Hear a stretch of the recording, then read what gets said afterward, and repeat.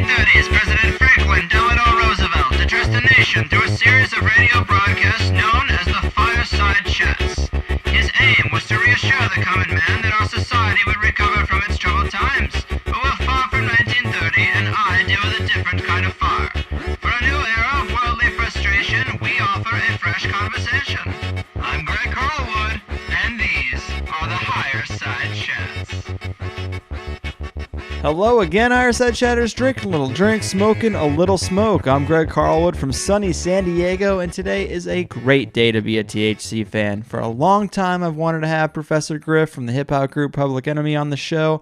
He was inducted into the Rock and Roll Hall of Fame just recently. Huge honor, and I love the content of Griff's lectures.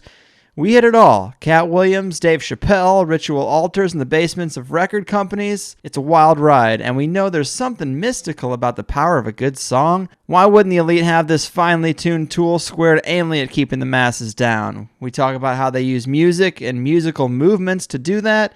And just before we dive into the dark manipulation of the music world and hip-hop specifically, I gotta say we're only one episode away from another money bomb, and we're not doing so hot.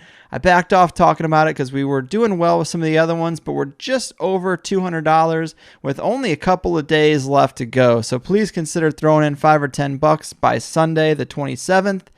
You might end up seeing a couple $100 return, or at least you can hear from another listener that you would have helped on the next episode, and that's fun to do too, to know you contributed. So consider it. I'm going to play the longer spot to explain the money bomb just to break things up for anybody new, and on the other side, we're going to riff with Professor Griff.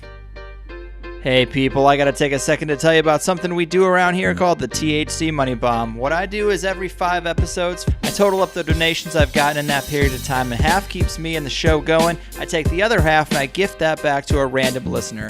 So far we're hitting about 500 each round, and I couldn't be happier about it. So consider throwing in $5 or $10. It's cheaper than a hand at the blackjack table with better odds than a scratch-off ticket. Plus, you know half supports a show you like, and at the very least, half will go to a like-minded person who could probably use a nice surprise in these troubled times. When you make a donation, I can see your email address, and that's how I pick the winner. But to keep things kosher, you can also get in the pool by sending your info on a postcard to me, Greg Carlwood, P.O. Box 635223, San Diego, California, 92163. I got no subscription fees here, no paid archives, no paid bonus shows, and I want to keep it that way, on principle. But I'm not a millionaire with the podcast on the side. This is it for me. And I'm the only one I know who's trying to help the people out as well. That's my man. So help me help you. If you want to play along, go to thehighersidechats.com/donate and get in the game. Dollars, bitcoins, it's all good to me. And that's what we call the THC Money Bomb. Boom.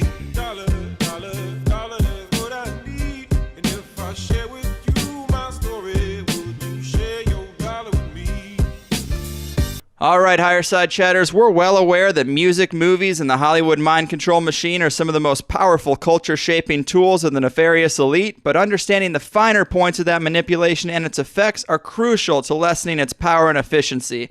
Lucky for us, we have one of the most knowledgeable educators on these topics, having experienced these things personally from the inside out, and more importantly, have lived to tell the tale.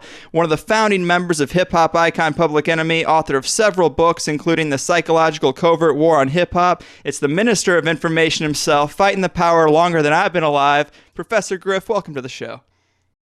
Thank you very much. Really appreciate it, man. That was a serious intro. You said fighting the power as long as you've been alive. That's a good thing. Yeah, man. Yeah. I really appreciate this. This is pretty awesome. You're one of my favorite speakers on the conspiracy scene, mainly because you're not just speculating about an industry you've studied. You've sat at the top of mainstream hip-hop culture. So I find your perspective to have a little more weight than the average researcher. Oh, good. Thanks. I really appreciate that. And I think a lot of people looked at my position as though it was race baiting / outlandish kind of theories way beyond conspiracy, which we need to go into that conspiracy thing, because a lot of people use that as a trigger code word to throw their defenses up and readily dismiss it. So, but it was none of that. It was just perspective from which I was coming from, being a young black man from a black neighborhood in Long Island, New York. I was only giving it to the people the way I experienced it. And then when the Public Enemy thing hit, it just kind of took on another life. And people will be surprised about some of the experiences we have growing up. And you know, we don't charge it to people to look at that person and say, okay, that's the totality of what that person is about and how they think. That's just how, you know, we grew up. Yeah. I've met some white people that never seen black people except on TV. And then when they finally got a chance to meet some black people, they're like, wow, to hear those stories is mind numbing. Like, wow.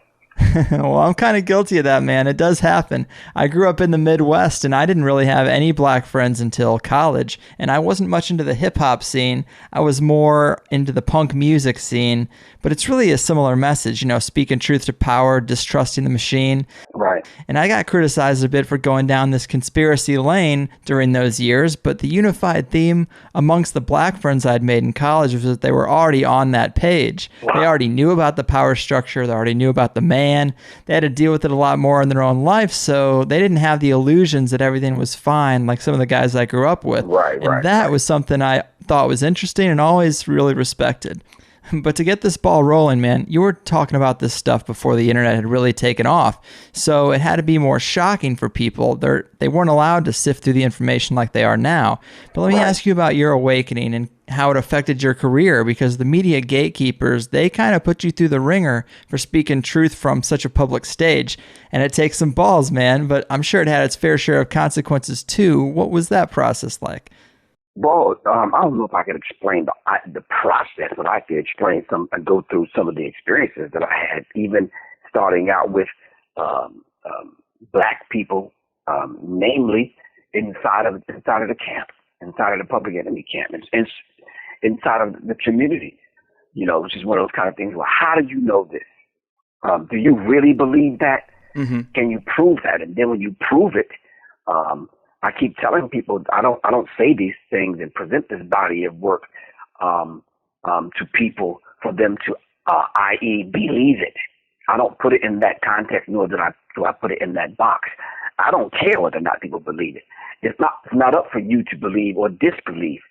We need to figure out whether or not, if these things have happened, are they true? Who are the culprits? Can we name the names and name the companies and organizations so we can prevent this thing from happening again? Because it seems like once the trick and the plan works, it seems like they repeat it over and over and over again, and they never stop. Yes, I definitely see that. That whole experience to me was very challenging, if I could use that word, simply because the people around me, and then the whole idea of racism, white supremacy, and them not understanding racism, white supremacy. Because when I got among other people, other races, it was like, first of all, how do you know that? You're a young black guy from the hood. How would you get enough material together? Where are you going? Where are you getting this from? Remind you, we're talking about before the internet. Yeah. So it was unheard of. There's a saying among black people, you want to hide something from a black person, you put it in a book, because we will never find it. And this is sad, but it's very true in most cases. So that wasn't true in my case. It wasn't true in Chuck D's case. It wasn't true in a lot of people's cases that I know, that I surrounded myself with. So we did go to the books. We did cross-reference. We did create formulas that we can extract bits and pieces of this information and put it together in a collective body of work, which served as the backing and the foundational material for Public Enemy songs. So that process was very, very, very complicated. Finding it, and then breaking out of that invisible kind of ceiling they have you in that box that they have you in, to the point where we could understand it coming from a young white guy, because he has access to this information. He has resources. He has family members. He has, hell, he has a car to get to the goddamn library. But it's very difficult for us to accept that coming from you. And then on top of all of that, we don't even believe you. Right. So it's like, so when you prove these things and present the body of work, you leave it up to the person to convince themselves. Yeah. It's the kind of material that we're dealing with has been propagandized for years and years, so it elicits an emotional response when it shouldn't. You end up defending the people who are keeping you down because you just don't have any guidance in the other direction. No, but we have to ask the question: why does it elicit a emotional response? First of all, right? That's I think programmed. We can go over and over and over a body of work, and we can honestly, you and I could get together and prove without a shadow of a doubt, like many have done with the JFK assassination, and we can prove that the CIA, Mafia, United States government, and a few other people was complicit in the assassination of JFK. We could present the body of work. We can do a scholarly work. We could present it without a shadow of a doubt. And there will still be some people that say, well, I don't know.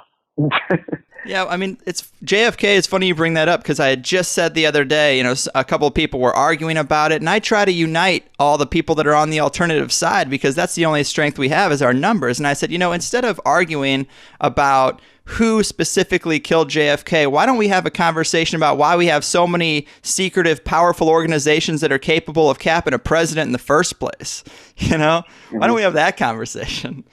Exactly. I think once we have that conversation, I think the people that thrive on keeping the confusion going, even among people that buy into and use this whole conspiratorial view of events and history, I think they want to keep the confusion up. Yes. Yeah, that's key. That's key to keeping us divided. Right, exactly. And I refuse to allow them to do that with me. And the second thing is I refuse to allow them to pigeonhole me into this whole race baiting thing, but because Griff may use a certain term when it comes to white people, all of a sudden you dismiss me. So then when I come back and I explain these terms and make it very, very, very, very clear, but they say, yeah, but 20 years ago you said this. And I say, okay, well, I could take your life and put your life under a microscope, and we can go back into your life 20 years ago. You probably said a few other things that probably wouldn't sit right with black people. So let's stop that. That's childish. Right. Yeah, I totally All of us have said some things in our ignorance. 100% agree. Let's talk about hip hop a little bit, man. I mean, I know the music has changed a lot in the past 30 years. It seems pretty clear to go from a place where groups like Public Enemy are putting out songs like Fight the Power to now hit songs or things like Lick It Like a Lollipop and Pussy Patrol. That hasn't been an accident. But more importantly, I don't think people realize how much their brain absorbs. And this has some pretty serious consequences for youth culture, doesn't it? Oh, yes, of course. But when you say youth culture, far and far beyond that, it's a culture of hip-hop alone, not to mention the subtle implications. I think those same people that some of these songs are directed towards should have guardians and should have parents to protect the culture of hip-hop, all right, to defend it, B, to protect their children from some of the madness that's coming across in some of these songs. And we have neither. Mm-hmm. We have neither, simply because the songs that come across the airways are directed at younger people, but we find the older people partying and popping their finger to it and nodding their head and shaking their butt to it, to the point where we don't begin to think to defend children from the madness. Why? Because, oh, wow, it's Kanye West, that's Jay-Z, that's Rihanna, that's Beyonce. They're at the top of their game, and this, that, and the other. So we kind of figure it's safe for us as an adult. But the children are listening. The children are watching. Mm-hmm. There's this whole idea, and I think you and I grew up at a time where they made alternative versions of the song. Mm-hmm. Yeah. They don't make these versions anymore. I don't know if you've heard it, but when was the last time you heard a clean version of Pussy Patron? Yeah, I don't think I have. Right. So my thing, but listen, neurologically speaking, the brain computer doesn't work that way. The brain computer fills in the blanks. Mm-hmm. So you could have a song, and then you could turn the word backwards. The brain will turn it right back around. You could leave the word out. The brain will just fill it in.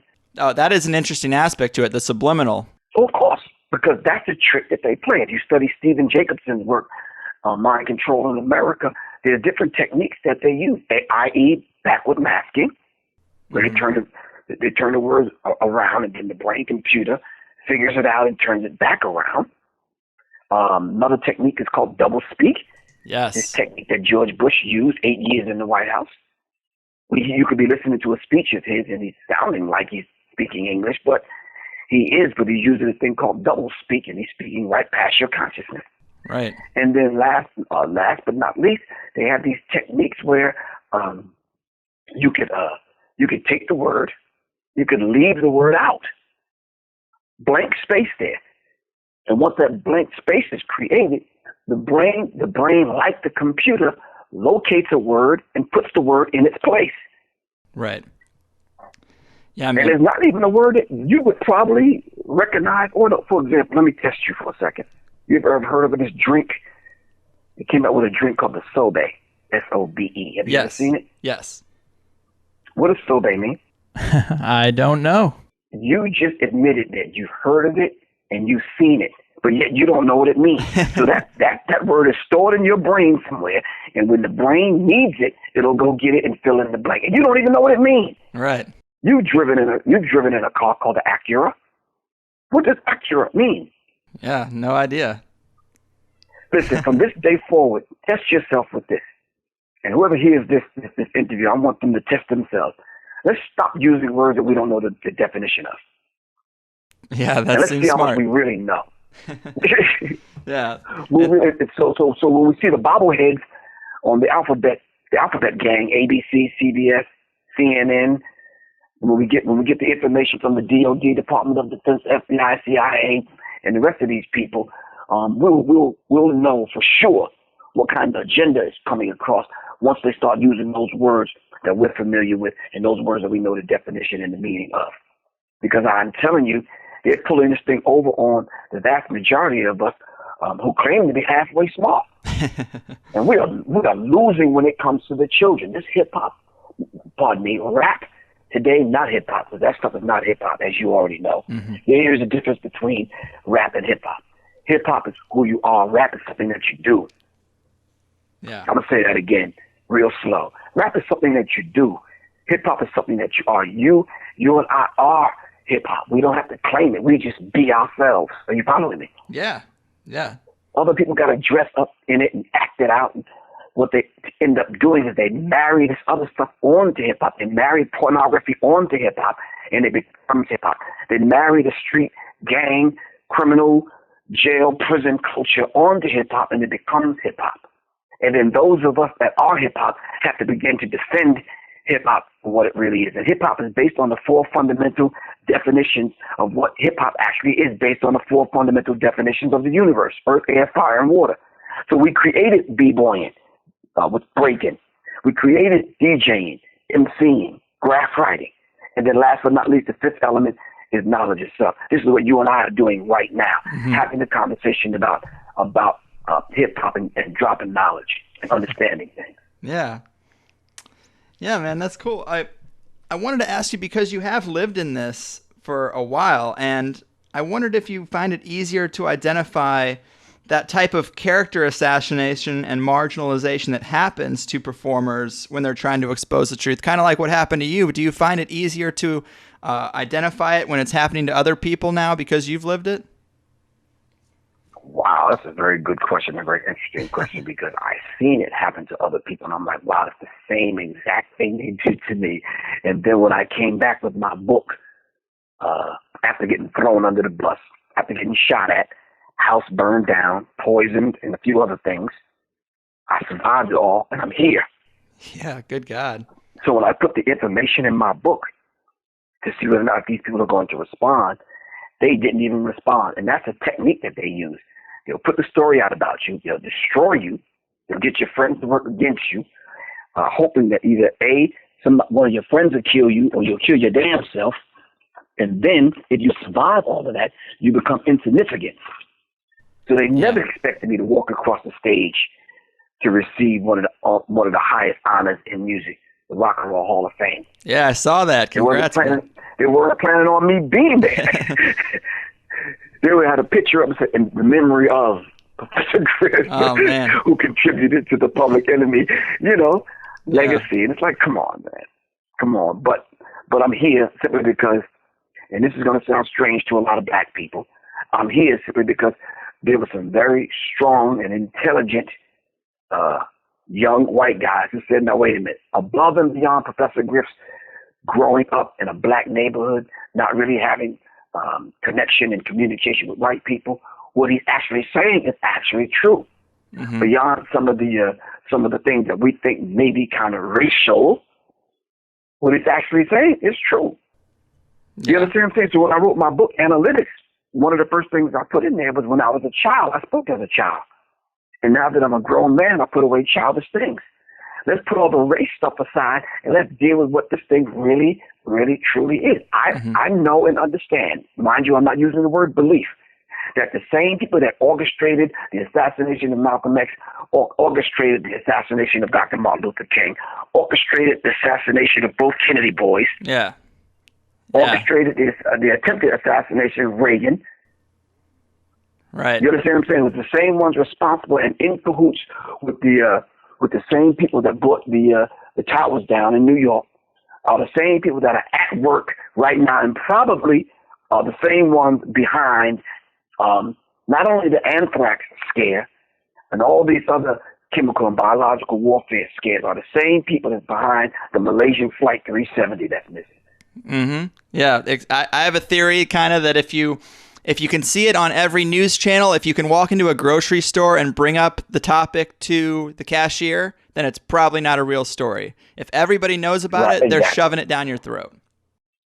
Yep. And it's something that they want you to believe, not something that they proved to you and you made your own conclusion.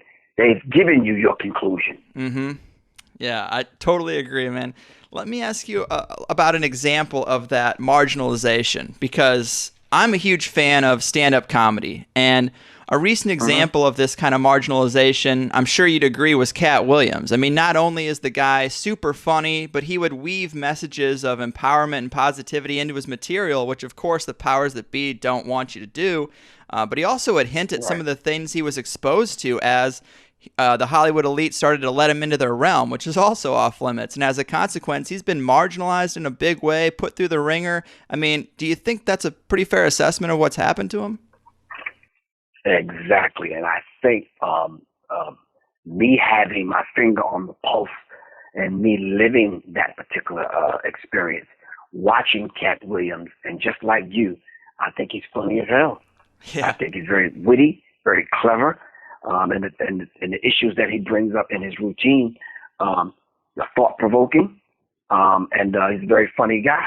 But when I seen him talking about these secretive, elitist kind of things that he was alluding to, I said, no, don't go there. You understand what I'm saying? Because once you start revealing that, and because they're watching also, they're always watching.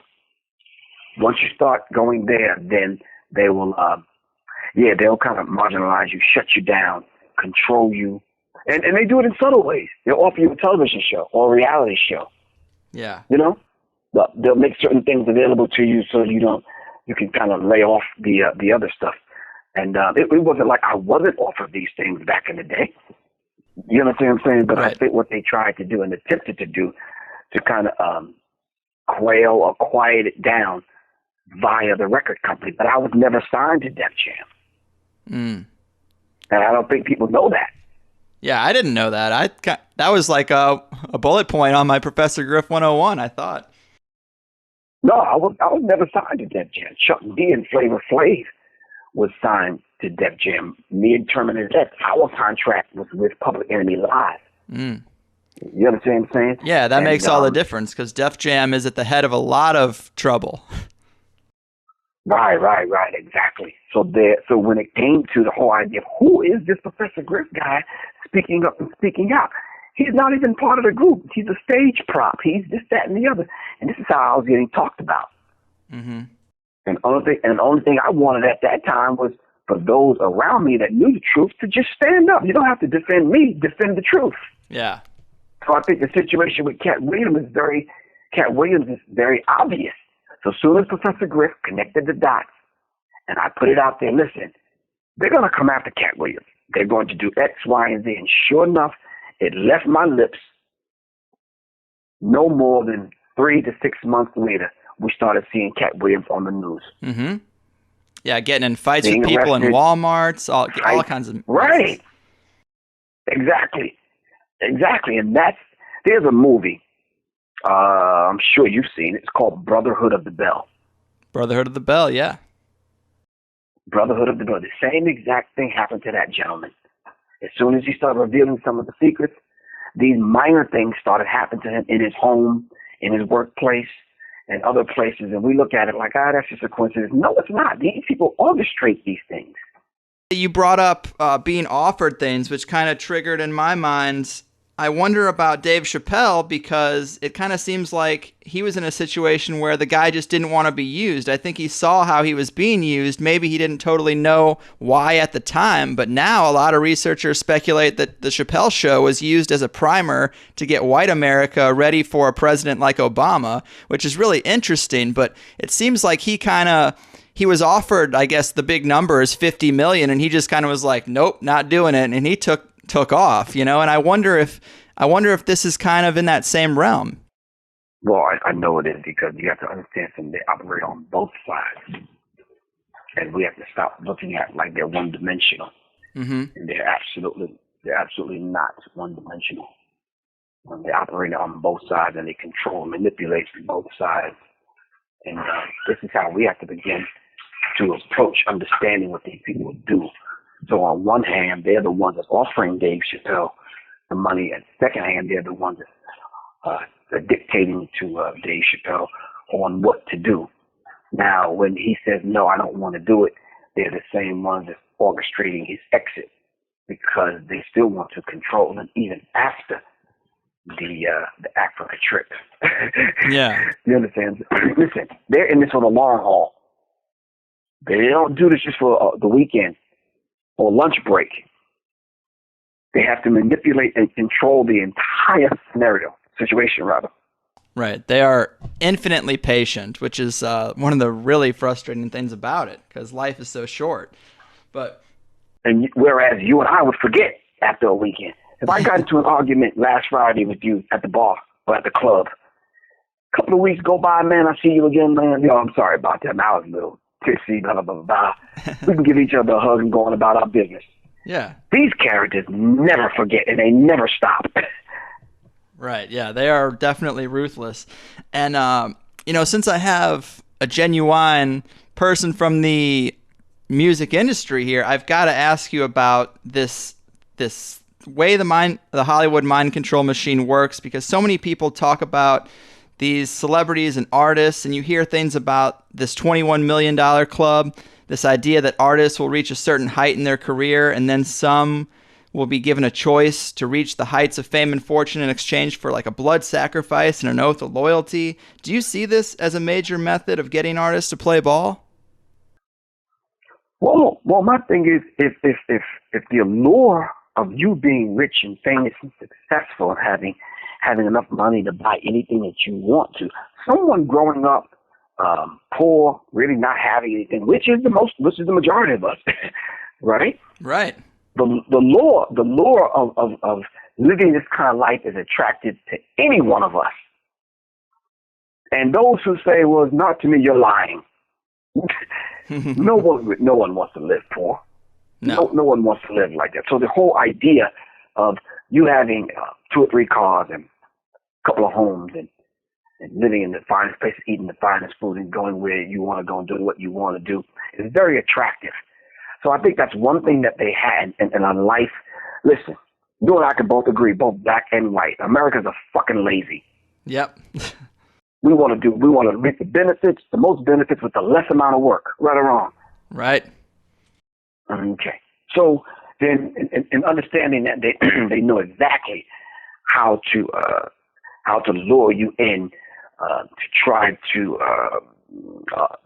give you those finer things in life that will attract you, and you fall for it, hook, line, and sinker, because you're operating from your lower energy centers. You want your urges and your desires met.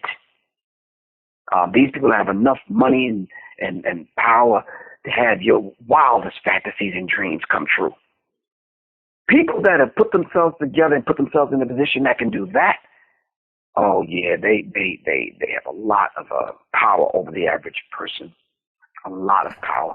And I can imagine some of the egomaniacs in both Hollywood and the music industry would probably be okay with, capping off a girlfriend, letting their mother die under plastic surgery, because they'll have a grieving period, but on the other side of that is infinite fame and fortune. So I'm sure there are people who make that choice.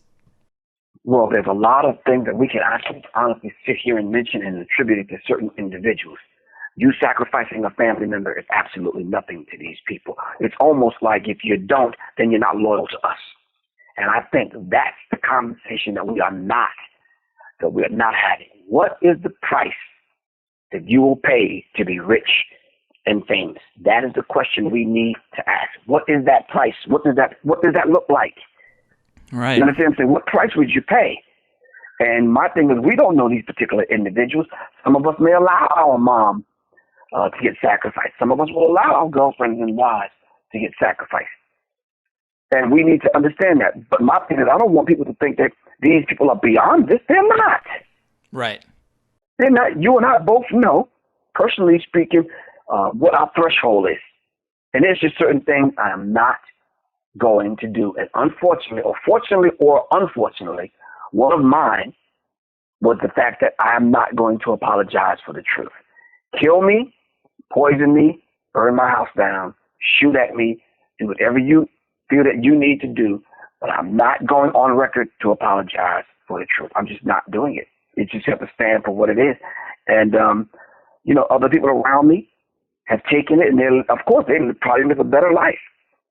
I'm just not apologizing for the truth. The truth is a lot larger than Griff. Mm-hmm. And I can't apologize for the truth. Yeah, man. Well said. Well said. Amen. Let me ask you about another dark rumor of the music industry. They talk about, a lot of researchers and guests that I've had will talk about the importance of occult magic and satanic rituals performed in secret surrounding the release of like a chosen album. And I've heard people suggest that some of these albums are engineered to be hits and they're first laid upon the altar and embedded with demonic energy, the ashes of children played during orgies, all this sort of weird stuff that's going on in the shadows. I mean, have you found any truth to that at all? Oh, wow. So much truth to that.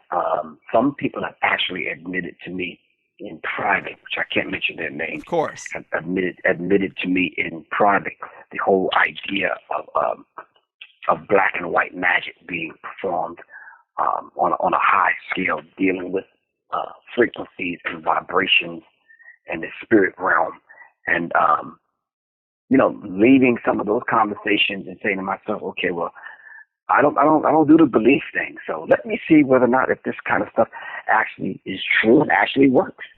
And I say to myself, I sit back and I watch that some of these people that have obviously took the oath. I just say to myself, have taken the oath rather. I say to myself, okay, well, let me listen to the song. I listen to the song, and the song really doesn't move me in that kind of way. But 2 weeks later, the constant repetition, 13, 14 times, a day. Mm-hmm, mm-hmm. The video is played, the song is played. That person shows up in a commercial, in a magazine, in the next, Tyler Perry movie that comes out, and a few other things that go on. You see this person over and over. It reinforces it. All of a sudden, now you're walking through Walmart and you're humming a song. How does that happen? Yeah, man. I hear you. They get me with that same kind of stuff. Right. We have to start to look at that and say, wait a minute. How did they pull that off? 2 weeks ago, I ain't even left the damn song. Yeah, man. That's so true. And when you look at like the Super Bowl and the Grammys, you look at some of these halftime performances, these big performances, they're full of weird ritual and symbolic messages. But it's clear to see that, but it's hard to define what the effects of that would be. Well, it's easy to see it's easy to see the effects. The thing is, it's harder to attribute those effects to those particular rituals. Yes, well said. For example, we just talked about that, the frequencies. Well, in setting up the altars. Well, John Todd talked about that, and as I speak about that in my book, The Psychological Covert War on Hip Hop, to this day they can't find John Todd's body. And he was the one that said, no, they do have altars set up at record companies, in the basement of the record company. They do perform black and white magic. And they do both of these satanic kind of rituals over the music. And they are responsible for putting these low vibratory frequencies in the music. They do put these images out there to the point where they make it very fashionable to wear these things. And they try to invoke the spirit of the Baphomet, these evil demonic entities. So these people know exactly what they're doing. Guess what? It's those of us that see them doing this, we're uneducated and we don't know what they're doing, so we write it off as entertainment. And when we write it off as entertainment, your cultural defense mechanism is down. Your cultural guard is down. And once your cultural guard is down, then it's like, well, listen, you said you were into punk? Yep. Okay, when did the demonic frequency enter punk to the point where it started demonizing punk rock? That's an interesting question. They definitely took the teeth out of that aggression. I felt like I kind of grew out of it, but there was a change. In the mid-'90s, probably around the same time they were changing hip-hop, punk music got neutered, and they started calling it pop punk and emo and blurred those lines, and all the songs were heartbreak and relationship bullshit, but it was never about anything important. Okay, a minute ago, it wasn't about that. It wasn't about that a minute ago with punk. Punk was aggressive, hardcore. You understand what I'm saying? Right, yeah. And they definitely made it popular in the late 90s. Bands like Newfound Glory and Taking Back Sunday, they would say they were punk, but all their songs were just about crying over some girl, and that's not what punk music was about. Exactly. What they did was they shifted the entire paradigm of punk to soften you up to the point where you weren't aggressive anymore. Then they introduced a certain drug. Then they introduced a certain thing that you had to wear and the way you had to be in order to even enter into that punk scene. Yeah, man. Or the realm of punk. Totally a parallel trajectory to hip-hop, it seems. Exactly. And then you found yourself a hardcore punk head. You know what I'm saying? You found yourself at a fucking Backstreet Boys concert and NSYNC concert fucking dancing. Yes, you did. Oh, that's funny, man. Because they pulled it over on you, and it worked. Yeah, it did for quite a while. And let me bring up another thing that I've heard you talk about in presentations, because a lot of people are aware of the subliminal sexual messages in advertising and Disney movies, but I've heard you talk about the musical connection to these images, and that's a detail that we don't hear covered all that much. Can you tell us how that works? It's kind of in line with what we're talking about. Well, in studying subliminal ads, studying corporate ads, studying the techniques that they use to get people, the unsuspecting masses of the people, to participate in advancing their cause, not ours, because their cause is hidden inside of the subliminal messages, and we carry it out like automatons. We do it automatically, and we're unaware of the techniques that they use. So in studying some of these particular techniques, I went out to see whether or not if some of these techniques actually work. And some of the stuff I uncovered, I found those techniques activated and operating among a people, i.e. black people, that we never, ever paid attention to some of these products that was only designed and meant for white America. I said to myself, how is this happening? There's just certain cultural trends that we have. And some of those cultural trends, we'll mention them in the songs. So what black people were doing was taking the average thing that white America know and accustomed to, and we will flip it, and using a different form of alchemy, we'll change it and flip it and make it hip hop. Mm-hmm. You understand what I'm saying? Yeah. So then if you look at some of the things, for example, if we talked about Double Dutch and Lemonhead candy and Pop-Tarts and all this other kind of stuff, we would take stuff like that and put it in a song, and it means something totally different to black people. But now, what about the subliminal messages behind some of these products that we never knew was put among us for a specific reason? A, to sedate and control us. So when I started looking at the banking system, You get an ATM card, you kind of figure you got money in the bank, you can go to the ATM, and you can take your little $20 out, and they tax you $1.50 every time you do that. Yep. Fine, but now what about the logo of the bank?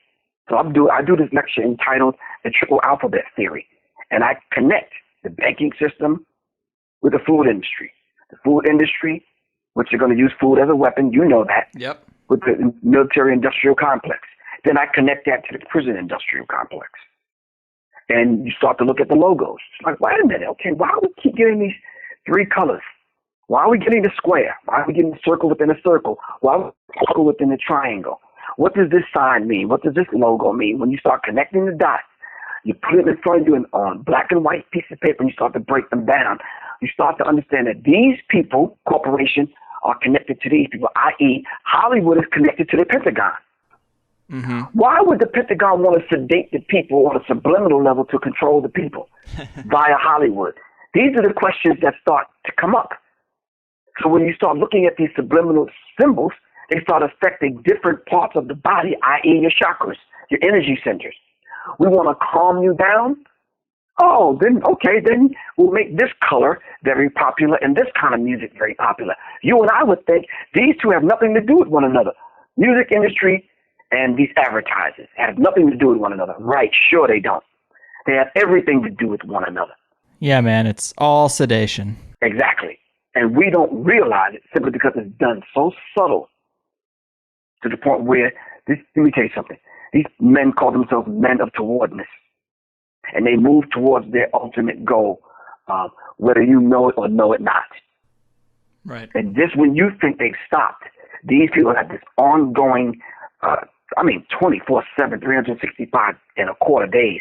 They never stop. They work in shifts. When you and I have to go to bed and go to sleep, they're up. Mm-hmm. Yeah. They're up working very, very, very, very hard. And listen, so when you start to look at the color codes, which one of us will stop and think that, wait a minute, the lower energy centers are red, orange, yellowish.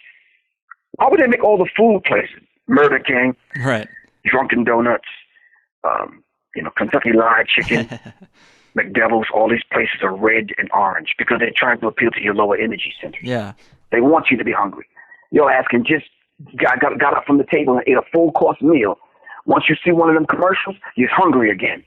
Mm-hmm. Yeah, this is right in line with something that. Oh, sorry, man. I was gonna say this is right in line with something I'd heard you talking about, that this is kind of the method behind the modern rap music having such heavy bass, for example, that these very tones they use actually manipulate us on a subliminal level. Right, but now how do you explain this to the people that only want to hear? It's like, yo, bro, you listening to this, man, and before I met you like 10 years ago, right? It's like, no, I met you like 7 years ago up in the Bronx, but you didn't even smoke then, dude. You didn't drink. You was cool. You went to Catholic school. You had a good education. What happened? Oh no, man. I'm just saying. You're just saying what? Something in the music, something in the advertising, something in the way that you're resonating with this thing have turned you against yourself. Yeah. We don't want to admit it. Yeah, I hear you. And I really enjoy when I hear you relating hip hop to the 7 chakras and its ability to raise one's vibration, because I like the bridging of those two cultures. And it's really interesting to hear about hidden knowledge and other cultures. To me, obviously, Eastern cultures were onto this stuff with Buddhism and meditation. Right. African and Native American cultures were onto this with rhythmic drumming and dancing to induce like a higher meditative state. But then, I look at the history of my culture, of white culture, and all I find about white people is a long history of enslaving and destroying all of those cultures that were harmonious and lived in a way that I want to live. And I don't want to say it's hard being white, but it's definitely embarrassing. And when you look at the history of Europeans, you should have some white guilt. We've ruined everything. Yeah, but something, to have that discussion as a white guy, you would fare. I wouldn't fare. You're being racist. Right. You hate white people. That whole thing will get stuck on me. But if you present it in a way where you can prove these things by proving these things via history, then you might win a few people over. But the vast majority of the people who refuse to buy that and purchase that line of thinking, you'd be hard pressed, man, to keep friends, man. You understand what I'm saying? Absolutely. Absolutely. And they'll look at it like that's a broad stroke to indict all white people, and whole white people responsible for their fathers' behavior throughout history. But all of the people, not all of the people, the vast majority of people who are bringing and ushering in this way of peace, including white people, the vast majority of white people are not going for that. I'm sorry. You're not going to talk this and peace that and expect the vast majority of white people and nowadays and black people to go for it. It's just not going to happen. Well, if we're going to get real deep and real honest, I think that there is something to be said about the fact that a lot of white people might see the conspiracy and they might want to talk about change, but they can't talk about it too much because they do have an advantage. And if you talk about it too much, and no, you're right. It's messed up, man. I mean, no, it really is. You have to be able to take solstice a little bit in the fact that you can look back to a long history of culture and a long history of kind of being in tune with the earth. The white race is really the only race that doesn't have that history. It's just destruction.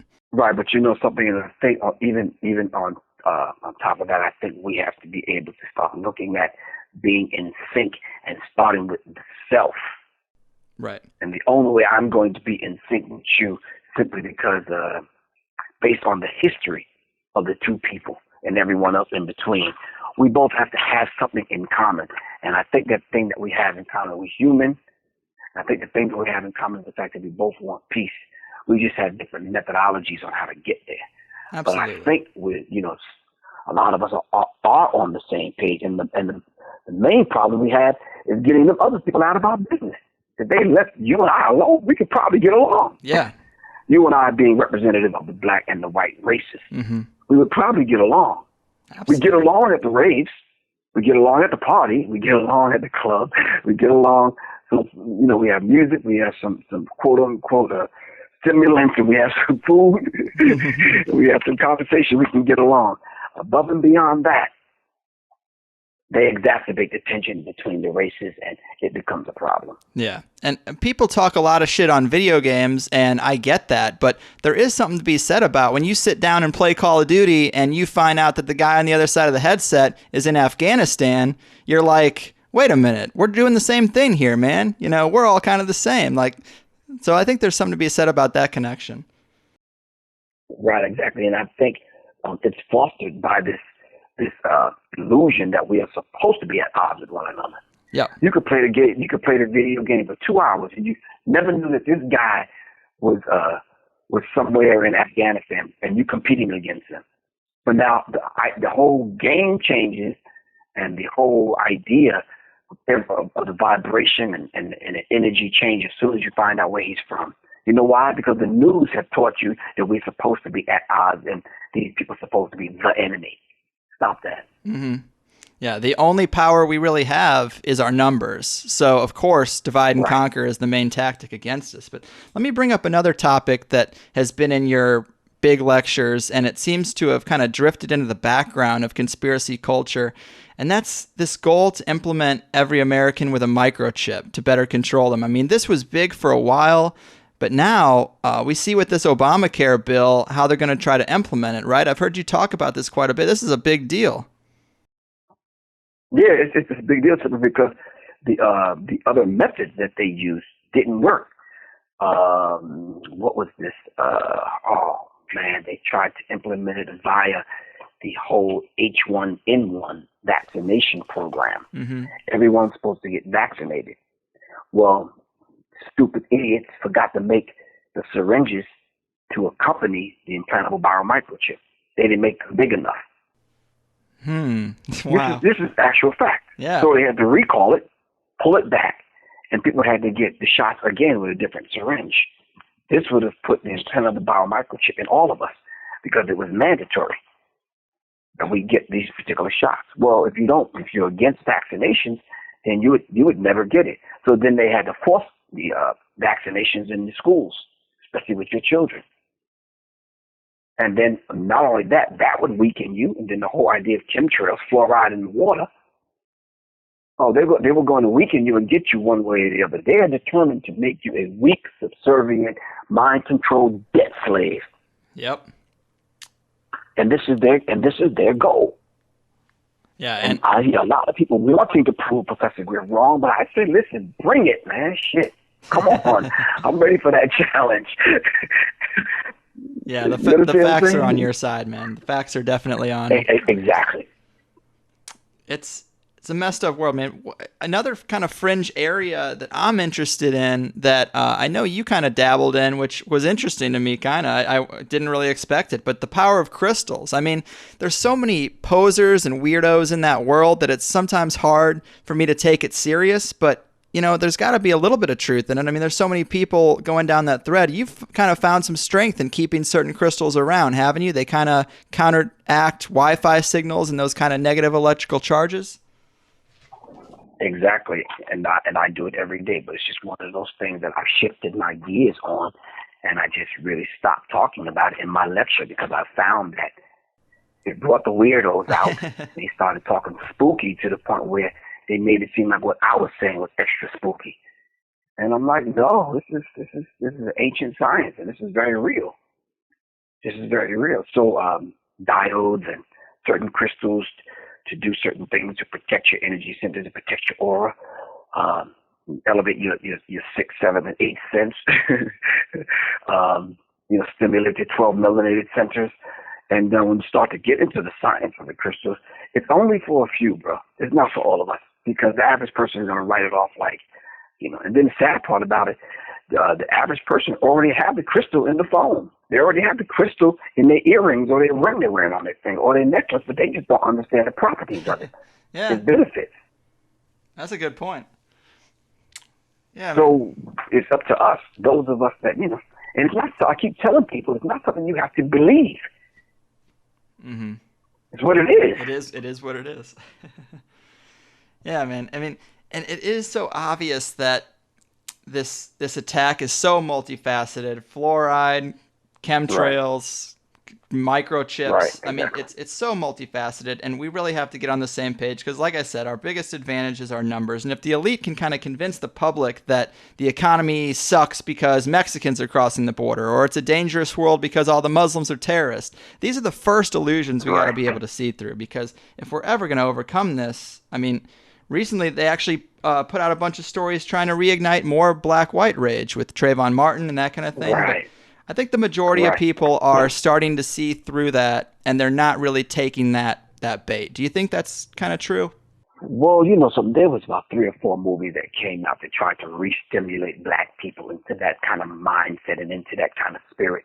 Once again, we have to rah, rah, rah, and fan the flames of the campaign to hate Whitey, kill Whitey. So we'll put out the Django, and then they put out 12 Years a Slave, and some of these, The Butler, and some of these other movies. And it's like we want to re-stimulate black people to think that, back to the whole slavery thing. And during that period, the tensions were exacerbated once again, and we have to set us back to that period where we're so far beyond that period. You understand what I'm saying? As far as the relationships are concerned. But leave it up to these people. They'll green light these movies. Mm-hmm. And then when the award show comes around, it's the best actor, the best this, the best picture, the best whatever. And we will think, well, damn, that's the agenda. Mm-hmm. So I guess I should be thinking like that. Let me become a slave again. Let me just tear off my fucking clothes and wear chains around my neck and wrists and ankles. I guess that's the sentiment, that's the spirit, and it's not. Wow, you know what? I never thought about the subliminal imagery of, a lot of the rap artists. They're shirtless. They're wearing a big chain. I never really thought about that, man. That's exactly what it is, and they want us to get re-stimulated and start thinking in that mindset again. And then to the average, unsuspecting fan, they're like, well, damn. So I went to go see this movie, and we had the black hero killing white people, and then we had the butler. We had this in subservient kind of position to white people, and it re-stimulates you. And you're walking around thinking with that mentality, and we're so far beyond it. This is 2014. The sad part about that is it may re-stimulate black people to feel that way, but it's re-educating white people to have to know that particular body of, that struggle. Unfortunately, that body of work, that struggle. Because when white people think of those days, they think, wow, we were in a comfortable position. We owned everything, ran everything, and then we had people working for 400 and some odd years for us for free. God. But I mean, you said it yourself. Today, we're all debt slaves. I mean, the system has evolved. You know, obviously slavery was a terrible thing, but traditional slavery requires the elite to house and clothe and feed them, whereas modern debt-based economic slavery, you got to clothe and house and feed yourself, and you're still no better off. Exactly. So I guess it evened out and leveled the playing field. And once it leveled the playing field, I think we began to realize, like, wait a minute. I'm just like my friend Josh. Josh was like my friend Penny. You know, and, you know, we all work at, you know, this particular company, and they treat us all the same. I may think I'm privileged and I have a few extra benefits because I'm white, but nonetheless, they don't like any of us. Yeah. All of us are going to get the chip. Exactly. Now it's like, okay, you might have some privileges because you're white, but they don't like any of us. Mm-hmm.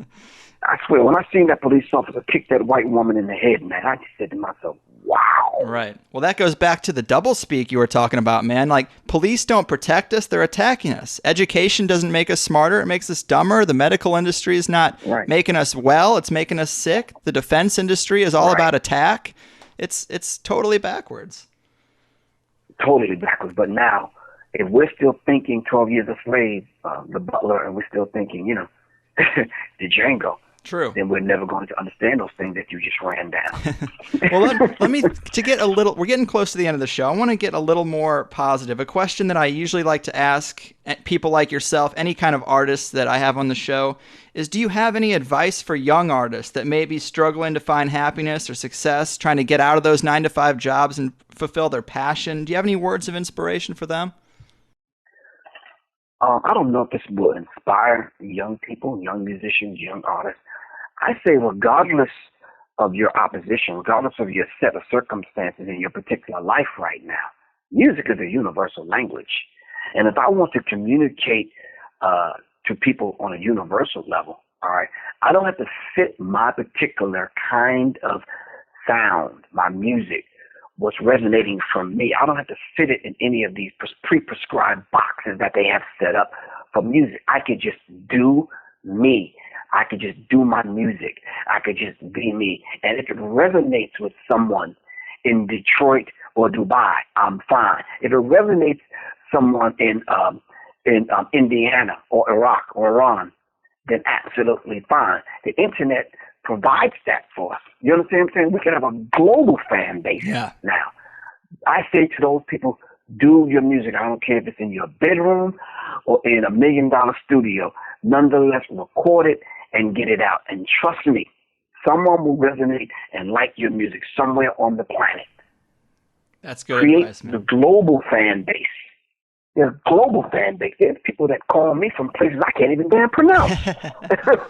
Yeah, and you can bypass all those traditional gatekeepers. Right, exactly. That's exactly what I mean. And then we cannot be afraid to make our music available to the people, and in some cases, and in most cases, for free. Mm-hmm. If someone wants to purchase a collective body of work, i.e., your CD, or i.e., you want to be able to download it on your phone, and that's the sad part about this, because now the phone companies and the communication companies are now the record companies. Yeah. T-Mobile and AT&T are now the record companies. Consolidation of power. Exactly, and the same people that control the AT&Ts control what's left of the music industry, what's left of the film industry. So now, as soon as the movie come out, you can see it on Netflix, or you can see it, on your TV, because we want to quell this whole idea of bootlegging. Yeah. You understand what I'm saying? But hey, if they created the technology, we're just using the technology to defend ourselves. How dare you charge me $11 to get into a 2-hour movie, and I have my whole family with me? You understand what I'm saying? There's 4 of us. That's 4 times 11. Right. Yeah, no kidding. And then if you want to eat anything, good God. That is ridiculous. Fucking $4 for a bag of goddamn potato chips. Yeah, it's an old system that's kind of waiting to die. Exactly. It's because it's feeding on itself. And there's no life in no system like that. So for that young cat and that young lady that probably have a beautiful sound, beautiful music, and a body of work, I say create a global fan base and find your own way that you would like to communicate with your fan base, and do not let anybody control who your fans could and should be. Plain and simple. Yeah. Half of my fans don't even look like me. Well said, man. I mean, Griff, it's been an amazing time talking to you. Quite a wild ride indeed. You're definitely one of the people I respect most, because you could have kept your head down and your mouth shut and just became another highly profitable false idol, but you took the path less traveled, the path of truth, and that's a powerful thing, man.